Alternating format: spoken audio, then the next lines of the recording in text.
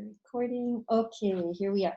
Okay, last part of the symposium. So I'm going to go over a couple of your questions and then we'll get into the text. Remember I told you there's, I don't know if I told you this, but there's actually a big contrast, which we're going to talk about today, between the 3 speeches we studied last time and Diotima, right? So we're gonna be making a sharp turn, right?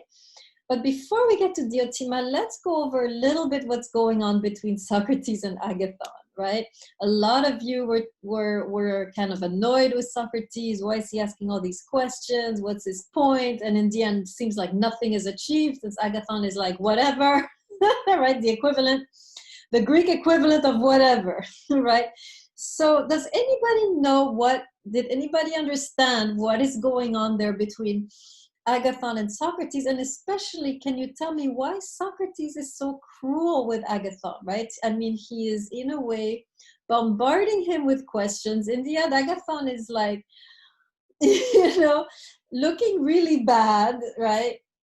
Unable to really answer all these questions. So what is going on? Can anyone tell me what's happening between Socrates and Agathon?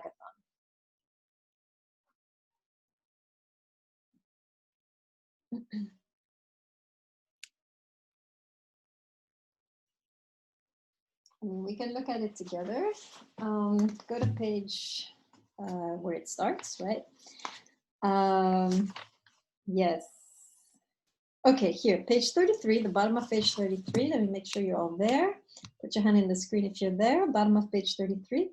Right? So Socrates arrives, right? Agathon has just finished speaking. Remember, we talked about Agathon's speech last time, how it was a bit pompous, arrogant, and how he was really showing his ignorance, his state of being in the cave, right? So it wasn't a great speech, right? So Socrates walks up, and if you know Socrates, right, you know that this is not a good thing. And we're going to find out what he's going to do, right? Socrates walks up quite innocently, which we know he isn't, right? And he says at the bottom, Phaedrus, would you allow me to ask Agathon a few little questions, right? So that I can make my speech on the basis of agreements with him. And already, right, Phaedrus in a way sells Agathon short, right? By saying, please, go ahead, right? And we know when Socrates arrives on the scene, his questions are never innocent, right? In case you didn't notice, right? He's going to ask questions as though he wants to know. But what he's really doing is helping Agathon find out for himself all the contradictions that were within his speech, right? So he's going to ask him a few questions which will reveal actually how little Agathon knew what he was talking about. Okay, so make sure you write this down, right? That Socrates' questions have an agenda, right? He's not interested in learning more from Agathon, because Agathon anyways doesn't know anything. He's one of the young boys, right, that you're not supposed to date. So he's not interested in that. What he's interested in doing is showing Agathon, by questioning him and by seeing how Agathon stumbles on the answers, that he's trying to show Agathon that he doesn't know as much as he thought he knew. This is called the Socratic method, right? Let me write it down. This is typical. You see this happening in every single dialogue of Plato, right? Socrates always innocently comes up. Somebody has just said something, right? With a lot of arrogance and presumption. And then Socrates is like, oh, really? Is that what you think? Well, may I ask you a few questions? And as he's asking the questions and the other person is trying to answer it, it is revealed that the other person doesn't know as much as they thought they did, right? And so he does this here now with Agathon, and the issue is that he does this in public, right? This is happening in front of all of Athens, right? Basically, all of the political, all of the main politicians, right, are present, right? This is Agathon's future is sitting in the room, right? And what Socrates is doing to Agathon is extremely cruel, because in the end, it turns out Agathon looks like a complete idiot, like he doesn't know what he was talking about, which is why Agathon kind of gives up, right? He's annoyed. You can tell from the tone, right? Let's just say things are as you say, Socrates, right? So can anyone tell me, right, why is Socrates so cruel to Agathon? What is he trying to do here? Now the question should be easier to answer. So why such cruelty? Why is he so mean? Why is he making him look so bad in front of everyone? So you can put your answer in the chat, or you can raise your hand.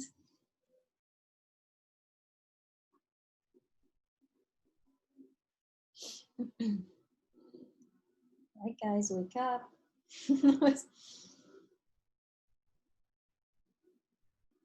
I'm not going to continue till I get my answer. Thank you, Grady. To get him to understand what he means more. Okay, Grady, explain to us a little bit what you mean by that.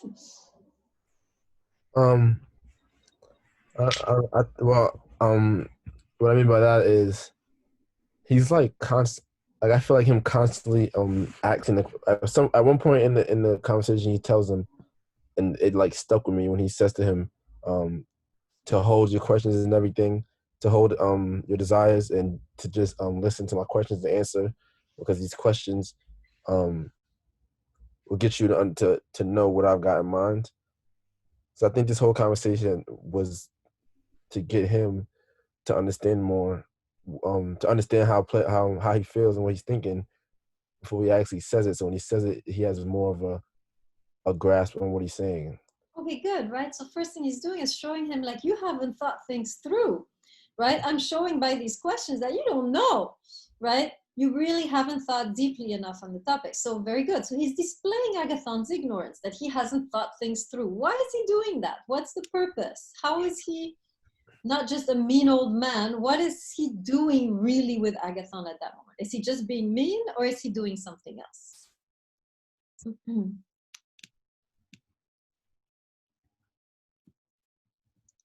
So Respler says educating him. Okay, explain to us, Respler, what kind of cruel education this is. What is happening? How is this educating him? And I think like the whole purpose of the Socratic method is to allow a person to get to like that a certain realization on their own, through asking them those specific questions. So they come to like that to where they are, so that they can understand that like they're in their own way. So I don't think he's like maliciously doing it to him. I think he's just trying to like prove his point and allow him to get to that conclusion on his own. Okay, so the problem is that Agathon doesn't draw any conclusions. He gives up, right? So he doesn't learn anything, it seems like. What has Agathon learned? Has Agathon learned anything from the process? What does he go away with? Okay, Respler, continue. Talk to us. I think that at the end of the day, he's kind of just teaching him like, if you don't have something to say that's really thought out and like you've actually gone through the thought process of it, then like don't speak. Like I guess unless like you have the wisdom to share, don't speak. Okay, very good, right? What Socrates is doing by demolishing Agathon is basically teaching him that he doesn't know anything, right? Now, this is a fundamental teaching, because what is possible now that you realize you don't know anything? What can you now do if you don't know, if you realize, oh, I don't know anything? What's possible for you now? Go out and learn more. Exactly, right? Now, Exactly. Right now you're open to learning more. This is the essence of the Socratic method. What Socrates is doing each time he bombards a victim, right, another poor victim with his questions, he's showing them you don't know as much as you do. The person, yes, is humiliated in the process, but now they're also ready, if they're willing, to learn more, right? That's what Socrates teaches, right? He teaches us, in fact, the only teaching we have, the only quote we have that survived from Socrates is him saying one day, I know that I don't know. This is the only teaching we have from Socrates, right? But it's the most essential teaching. If you know that you don't know, anything is possible. You can grow, you can learn, you can develop. However, if you think you know, it's over. You're stuck in your ignorance, right? That's the essence of the Socratic teaching, right? Grady, you want to add? I was just saying, do you feel like, or does it sound just this same way of the method of breaking someone down just to build them back up? But Absolutely. he's not taking them hand in hand and holding their hand to build them up. He's letting them build up on their own. You really got it. That's absolutely it. He tears him down so that he can build him up better, right? Agathon, we know already from his speech how arrogant, how, right, over, what do you call it? Cocky, right? He is. And in a way, he has to be, right, crushed in order to be able to grow into somebody new, right? And that is what Socrates is doing. You were going to say, Grady, sorry. Oh, no, I said overconfident. What? Overconfident. Exactly, overconfident, right? So that, for those of you, right? So for those of you who are wondering, what is Socrates doing here, asking all these questions? What's his point? That's what he's doing, right? He's breaking Agathon down, showing how little he knows, humiliating him, so that maybe now Agathon will realize, okay, I don't know that much. Let me sit down and learn, right? Which is what he should be doing as one of the younger guys, right? And what he's not doing. Okay, so that's what's going on there.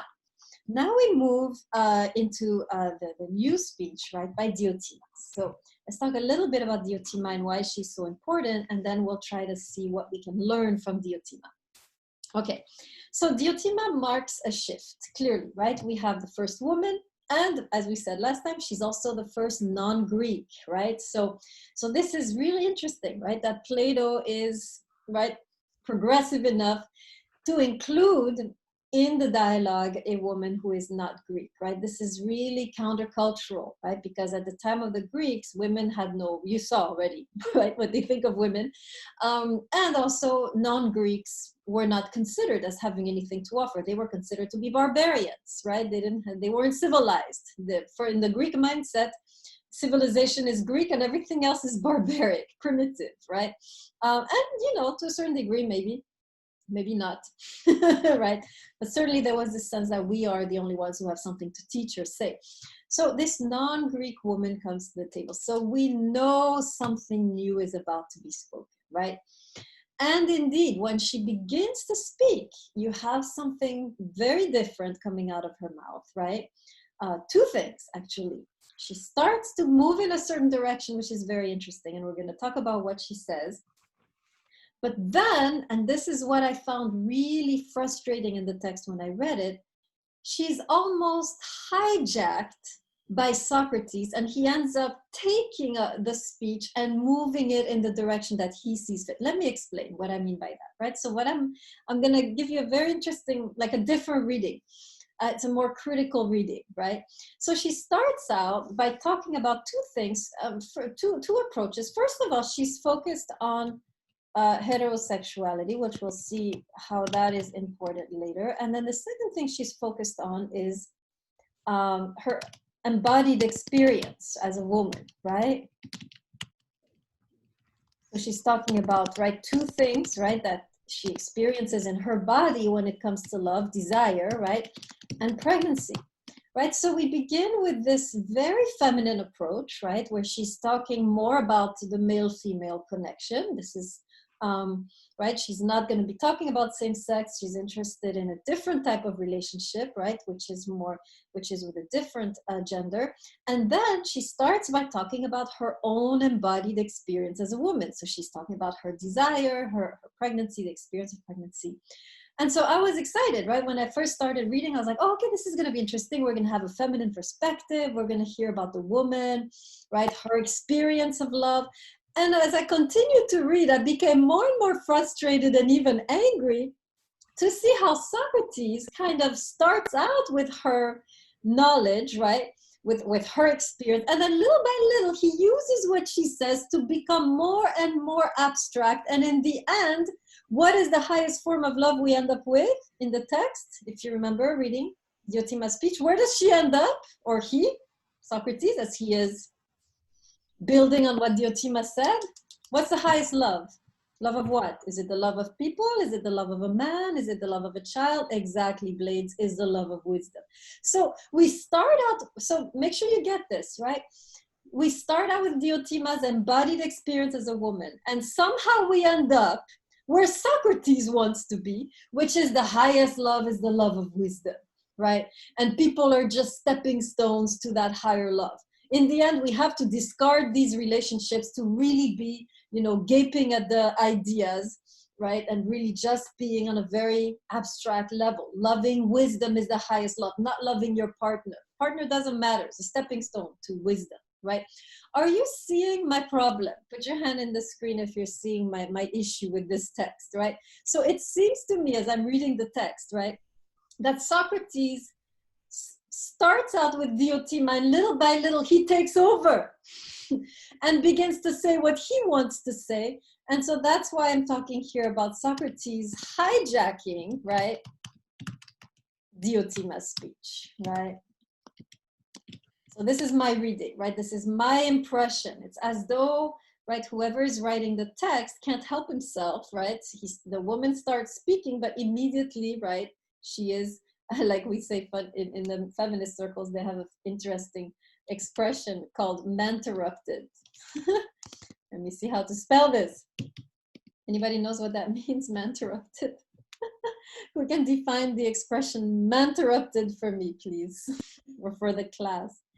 Yes, okay, everybody knows. Okay, man interrupts a woman, interrupted by man, right? So it's a kind of a playful way of saying of describing a woman's experience, which is often the case, right? For a woman, she starts speaking, and in a kind of she's in a social context, she starts speaking, and immediately some man steps in and interrupts and takes over, right? So this is, if you're a man, you don't completely relate to this, but if you're a woman, surely you have experienced this once in your life, that you were piping up and somehow oh, mansplaining also, exactly, that's another way to put it, right? As a woman, we often experience this, right? We pipe up with something and all of a sudden, right, we are in the periphery, right? The discussion has been taken over.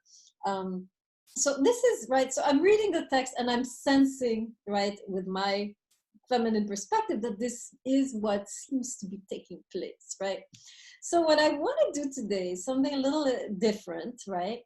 We know already what Socrates said, right? That the highest love is the love of wisdom. But what I want to do with us today is go back to what Diotima might have said. And I want us to explore it together, right? So we're going to kind of give Diotima back her voice together.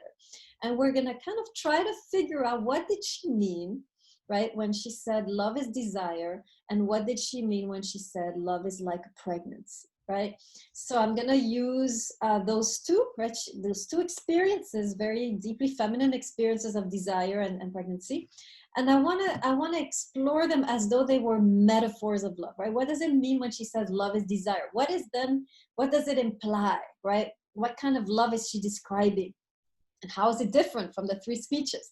And then I want us to explore pregnancy as a metaphor. What does it mean that love is like a pregnancy, right? Both, right? Whether it's man or woman, you see in the text, they both have the capacity, right, to be pregnant by love. So we're going to look at that. So are you ready for giving Diotima her voice? You put your hand if you're ready. Put your hand in the screen.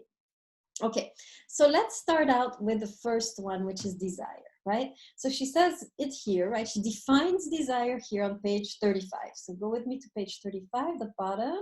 Put your hand if you're there in the screen.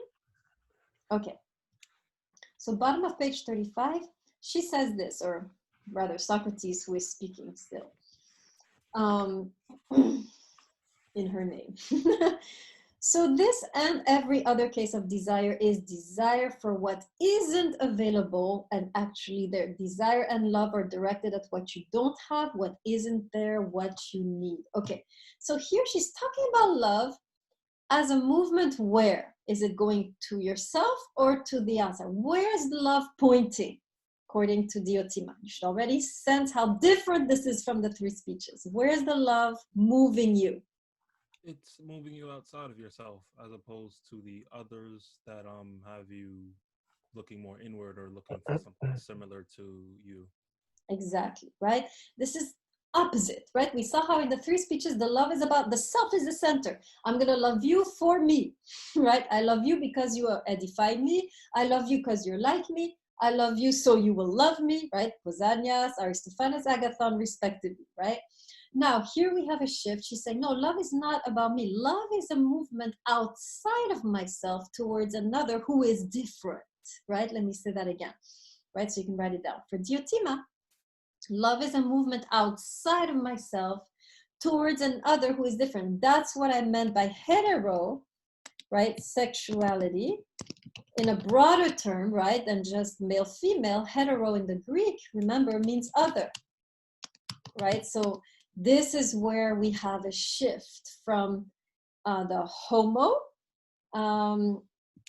sexuality, again, if looking more broadly, right? Let me explain.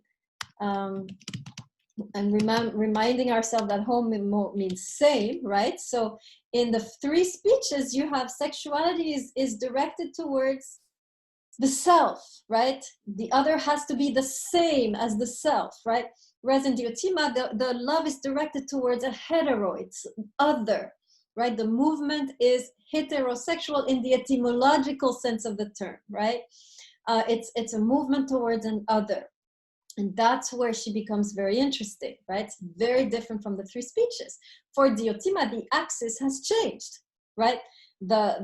It's no more the self who is the center, it's the other now who is the center, and the self is moving towards the other. Now, we saw something similar in the Song of Songs, right? There too, the woman is completely outside of herself. She's constantly running after this guy, right? It's the same movement. She's constantly moving away from herself, out of her comfort zone, towards another who is very different. And in her case, somewhat difficult, right? So now what does it mean? What kind of relationship, what does a relationship look like when you're with a real other? When you're not with someone who is like you? What's potentially going to happen when you're really with someone who's different? What's going to take place? Is it going to be harmonious? Is it going to be peaceful? Are you going to feel at home in such a context like we want it to be? Medina, go ahead.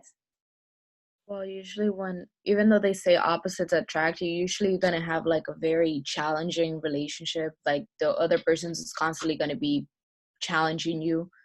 It's not going to be very peaceful. Exactly, right? So we're entering a different type of love affair, right? With the three speeches, we had a love which was kind of aiming for harmony and peace. Here, if you're falling in love with another, if you're in the heterosexual type of relationship, whether it's the same sex or not, doesn't matter, other oriented, right? You should expect that there's going to be some difficulties and conflict and challenges, right? Let's see, I have two more hands. Grady, you want to add? Oh yeah, no, I was just gonna say, if it's two different personalities, there'll just be a lot of butting heads, a long period of understanding each other, and you know, just would is different to yeah, like it's different when you go outside your own self, basically. Exactly, absolutely. And Evans, would you like to comment on what she said and add to Grady? No, it's just like kind of the same thing. Like when like two people are very different, like when you see them in the relationship in the beginning, there's a lot of usually like fighting until they can get to like a compromise, and that's usually how it works. People Absolutely. So what we're realizing here is that there are two types of relationships and none is superior to the other, right? We tend to make one superior to the other. The first type is the relationship based on commonalities, and then you have harmony. And there are many relationships like that, and that's fine, right? But then you have another type of relationship, right, which is just as good, which is, by the way, the relationship we studied in the Song of Songs, right? This is another, where you choose a partner who's very different, right? Different culture, different religion, maybe age gap, maybe, right, gender gap, right? And so you should expect challenges, conflicts, difficulties. And so this is actually should give us hope that there are two different kinds of relationship and neither one is better than the other. What this is teaching us is that depending on the partner you chose, you can expect, you don't need to compare and be like, oh man, I don't have harmony. You look at my, my sister has harmony. Why don't I have harmony? This is probably not the one for me. Let me get rid of this guy, right? Whereas we don't realize that this is also a kind of partnership, which is also to be celebrated, which has its own beauty, which has its own dynamic, right? You are like in the Song of Songs, you're forced to grow, you're forced to move beyond your comfort zone, and this too is beautiful, right? Does that make sense? Am I making sense? Let me make sure I'm making sense. You put your hand in the screen if I'm making sense. Okay, so that's the idea, right? Blades, do you want to add to what we just said?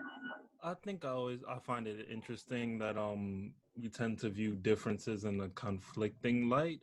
I find that at least in relationships and friendships that I have, a lot of the differences, or at least the way I look at it is, what connects us, what facilitates the initial connection is commonalities, right? So it's maybe that homo aspect of it, but what kind of strengthens the relationship is the differences, because at some level that facilitates a certain level of curiosity, because we know each other, we know, we know what we know, since we are the same in that way. But the aspects of us that are different, the aspects of us that are exposed to different things and different experiences, add a depth to the relationship that wouldn't be there if we were the same person, if we were just a mirror. Absolutely right. Absolutely. That's why a lot of us choose a partner who's very different, because it's interesting, right? But we should expect some level of conflict, and we should realize that it's okay, right? We saw in the Song of Songs how the conflict and the challenges, like Medina is saying, right, promoted growth, right, and opens your heart and mind to new things. That's what they're saying, right? So these are just two different types of couples, right? And we shouldn't compare each one, right? We shouldn't be like, when you're in the conflictual relationship, you shouldn't be like, why can't I have harmony? Well, you chose someone with whom harmony is not something that you're going to achieve right away, right? Maybe much later, when you have, become more alike, although that might never happen, right? You have to accept that you are in that type of dynamic, and in a way recognize its peculiar beauty, right? Its particular beauty, instead of comparing yourself to other harmonious relationships, right? Excellent. Good. So that's what we're having here with Diotima, right? She's opening a different path, which is very different from what these guys were talking about. They were looking at harmony, wholeness, stability, and she's looking at instability, chaos, right? And potential conflict, and also, of course, adventure, risk, right? Curiosity, right, is also entailed in that. Okay, great. Anything else that anybody want to add anything on this desire thing? If you want to have anyone to add another comment, any new comments? Okay, so let's move on now to the notion of pregnancy, right? So she talks briefly, right, about pregnancy, and then Socrates takes over and talks about pregnancy in the mind, right? So some of you didn't understand what he was talking about. In essence, what he's saying is that as a couple, even if you're of the same sex or you don't produce biological children, you can still produce intellectual children in the form of you doing a project together, or you're changing the world together, or you're creating things together as a couple, which don't have to be biological children. They can be projects, or works of art, or partnerships that create things for the common good, right? That's what he meant by that, right? So let's go back to Diotima. We get what Socrates is saying. Let's go back to Diotima. So she's comparing love to a pregnancy, and I want to stop on that a little bit, because this is also very interesting. What does it mean to think of love as a kind of pregnancy? Can anyone? So let's start to dig a little bit that metaphor, right? What does it mean when you love that you are pregnant? Okay, let's see. There's a few hands. There's Grady, and then Evans again. So let's start with Grady and then Evans. I think the metaphor of love and being like pregnancy is basically saying that love has to take time to I don't want to say blossom, but love has to be developed, has to be nurtured, and it has to be taken care of for it to grow into change to fit like your life, basically. Like love acts the same as does like a baby does, basically.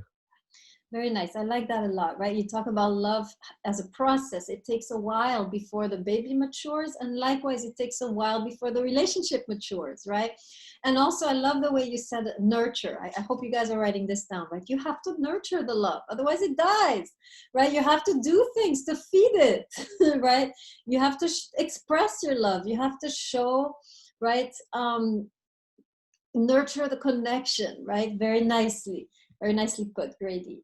Blades, and then, Evans first, and then Blades. Yes, Evans, you had something to say. Yeah, I was gonna basically say like the same thing. Like it's a process of like growing, and like with pregnancy, both the mother and child are both growing. So you have to grow together. You have to do stuff together. It's a process like that's not just one person, but two. I like that. So just like the mother and the child, you and your beloved have to grow together, right? You have to get kind of like the Song of Songs. We saw how the two grew together. They matured at each other's contact, right? So this is similar too. The mother matures as much as the child, and that's very true. If you've been pregnant, you know that you come out of there a totally different person. You're not a girl anymore. It's over. You've lost that, right? You've become something else, right? Very good. Blades, and then yeah, blades. Was gonna. I do like theirs a little bit more than what I was thinking, but I was preoccupied with the idea of, I guess, creation. You're creating something, and when you're thinking about like birth, you're bringing something into the world that wasn't there in the first place. Okay, very good. I love the way you put it as a creative, right? Love is creative. You create something new. You create a new, like a new self, a new other, a new partnership, right? So it does take a lot of creativity, right? And a certain type of labor. We'll talk about this later, to really have a relationship. It's a work of art, right? And you need to slowly learn the other person, right? Grady, you want to add? Yeah, I had like another point of it, like, so just like with birth, or with like the different climaxes to your life, and different climaxes that mother and the child is gonna go through an experience. Like for one, when a child is born, the first words, the first steps, um, puberty and things like that. You start to see the child get older, and as the child gets older, they get less and less adorable and like cute, and it's you know, I just feel like if you want to take it in that realm of after when the love is born, and it hits like those different points where it's like you can give up on it. Are you still gonna have the same love? Are you gonna give the same to that love as the older it gets? Yes, I like that. In other words, there are seasons, right? Can you keep on loving your beloved through the different transformations they go through, stages they go through? Sometimes they'll be horrible, sometimes they'll be amazing, right? Can you be steadfast, right, to get to the next level? To that, let me add to what you were saying. Is pregnancy easy? Is it a fun experience? Anybody been pregnant in the class? You don't have to tell me. Yes, one of you. Okay. Yes, Dai, is that you? Or are you just doing your hair? Yeah, I have two sons. Okay, Dai, how was the pregnancy? Was it pleasant? How was the birth? The first one was hard. The second one was easy. Okay, you got used to it. Yeah. First marriage is hard. Second, no, just kidding. Right, so absolutely. Pregnancy is not easy, right? There's a lot of pain. There's a lot of, inconvenience. Is the same, right? In a way, what Grady is saying is that the pain, if you overcome it, right, you can get to the next level of your relationship. And this is something we often forget, right? Pain is often marking a transition. Please write this down because this is so important. We see pain as marking the end, a termination, right? As soon as you start to feel uncomfortable in the relationship and you feel, right, it's not working out, it's not good, you're feeling pain, they're feeling pain, you're like, okay, this is the marking the termination, we're over. What actually we're learning with pregnancy is that pain is a passage into the next level, right? If you want to get to the next level in your relationship, you have to go through a certain amount of pain. It's a rite of passage, right? So when you're going through the pain, don't give up, right? If you keep going, if you're steadfast, right, you will get, right, to the next level. And this is what pregnancy teaches us, right? Imagine the woman, she's going through birth, right? And it's like hurting like hell. And she's like, oh, hell no, I'm done with this kid. Like, get him out of my sight. Like, cut him out, right? Imagine if she gave up. Like, I'm not pushing. I'm done with this. You do this, right? I mean, it's not, right? She's going to miss out on this extraordinary experience, right? It's the same with us. Very often in the relationship is that it's time to push. And that's exactly when we give up. Instead of pushing through, we give up and we never get to the next level, right? So make sure you write this down. This is one of the deepest levels of lessons of pregnancy, is that pain is is a passage. It marks a passage into a new level. It doesn't mean the end, it means the beginning of the next level, right? And too often we give up before and we miss the birth of what our relationship could have been, right? Good. Okay, excellent. Anything else about pregnancy? Anybody else want to add something about pregnancy?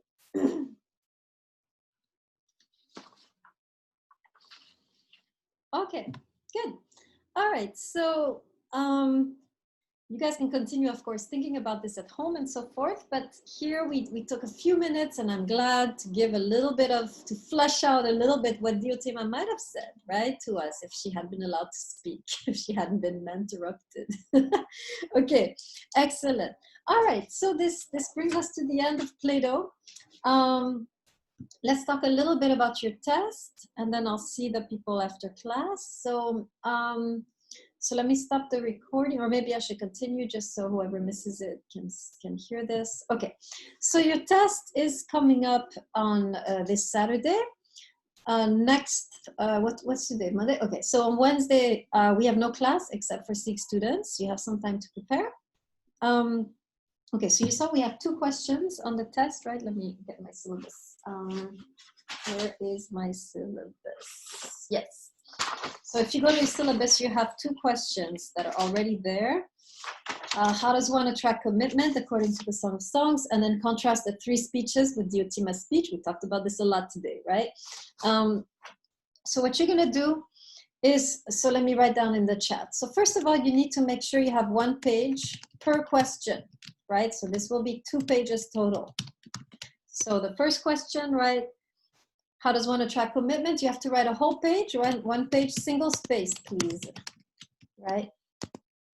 So that's the first thing, right? Make sure you have 1 page single spaced for your answer for each question. So 2 pages total. Second thing you need you to have is supporting quotes. Whatever you say, right? You want to be quoting, and we've been reading, right? I've been reading through quotes and we've been underlining quotes. So that's why it's so important for you to follow, right? So you take the quotes we did in class, and whatever you're going to say about Diotima, about the 3 speeches, about Solomon, you need to have quotes for that, right? Finally, make sure that your answer, right, follows the lecture, right? Is based on the lecture. Sorry, let me write this down. Is based entirely on the lecture. Don't add, right? Don't add, don't subtract. The test is really for me to see how good you're taking notes. So all I want to see in the test is my lecture. Don't get smart. Just put what you learned in class. And this is why it's so important, right? Because the tests are so heavily reliable on the lectures, it's so important that you take really good notes, right? I think I mentioned at the beginning of the semester, take as detailed notes as possible, every word coming out of my mouth into the test, right? I mean, in your notes and then into the test, right? So, so if you do this, you should be good, right? You should be able to have a pretty good result. So yeah, of course, Chavez, it's okay if you go over. Right, that's even better.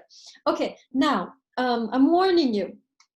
First test in all of my classes is usually a complete disaster. Average is around C-, right? So I'm warning you that this is, if you find yourself with a grade that you didn't expect, don't worry, everybody else is in the same boat, right? This is because people are not used to taking good notes and they're not used to writing essay questions. So this might be new for you, but you'll get used to it. After the first test, you'll know exactly what's going on and you'll be able to progress. So just do your best in this test. Give me the most possible information you can. The more of the notes, the better, right? Of course, make sure you're answering the question and not telling me about everything else. Focus on the question, right?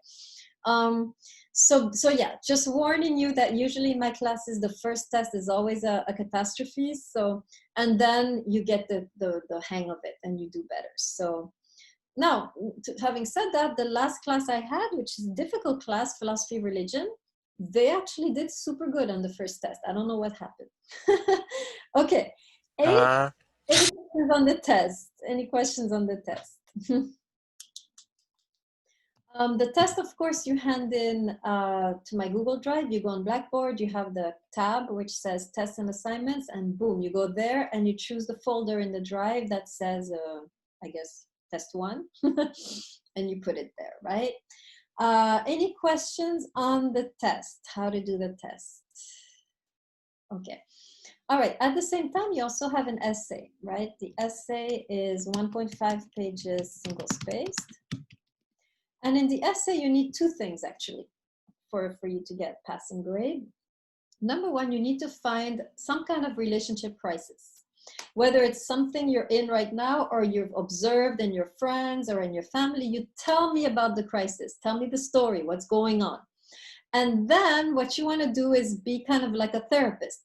What have you learned in the text that we studied that can help that couple, right? You want to be able to bring some of the wisdom we've gathered during these last few weeks and really bring it into that crisis, right? What does this couple need to hear? What do you need to hear if you're the one in the crisis, right? What are the texts? How are the texts helping you navigate this problem, right? So you can do this in form of a journal. You can write a letter to the couple or to yourself. I don't really care about the format as long as I have the crisis and I have some reference to the text. You don't need to talk about both. Right? You don't need to talk about both Plato and Solomon. You can pick one, but you need to have this kind of connection, right? Between the problem and the solution. Okay. Any questions about the essay? Yes, absolutely. You can talk about past relationships. You can talk about anything where you feel like I need to process this or I have something to say. I see now what happened, right? Anytime you have an illumination like that. All this is on Blackboard, all the rubrics? Yes, always in the tests and assignments, always the same tab, boom, you end up in the drive and then you have the different folders. So you also have a specific folder for essay 1. Yeah. Now remember, make sure you are handing these things on time, right? If you're past the deadline, you miss 1 point. So make sure you're on time. You have a whole week, right? You have a lot of time to do this. So yeah, you can use both or one text only. It's fine, Flores. Yeah, you can, as long as you have something from what we learned connecting to the crisis. Any other questions? Okay. Make sure everyone's muted. Okay, great. Good. Let me stop the recording.